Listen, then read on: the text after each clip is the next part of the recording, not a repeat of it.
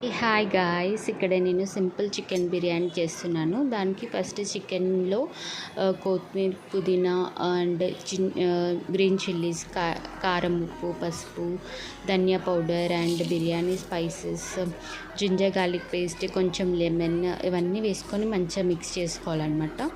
ఇక్కడ నేను ఏం చేశానంటే చికెన్ని ఫస్ట్ ఒక హాఫ్ అన్ అవర్ సాల్ట్ వాటర్లో సోక్ చేశాను. అప్పుడైతే చికెన్ పీసెస్ కొంచెం జ్యూసీగా అయ్యి కొంచెం డిఫరెంట్ టేస్ట్ వస్తుందన్నమాట. దీంట్లోనే ఆయిల్, పెరుగు అన్నీ వేసి అబౌట్ 2 hours వరకు సోక్ చేసుకోవాలి.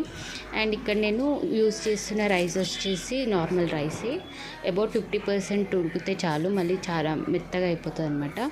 అంతే, ఫ్రైడ్ ఆనియన్స్ లేకుండా బిర్యానీ ఎలా అవుతుంది, అంతే కదా. అండ్ బిర్యానీ లవర్స్ ఎంతమంది ఉన్నారో please assemble in the comment section. And చూడ్డానికి అంత స్పైసీగా లేకుండొచ్చు, బట్ ట్రస్ట్ మీ, టేస్ట్ అయితే చాలా బాగుంటుంది. ట్రై చేసి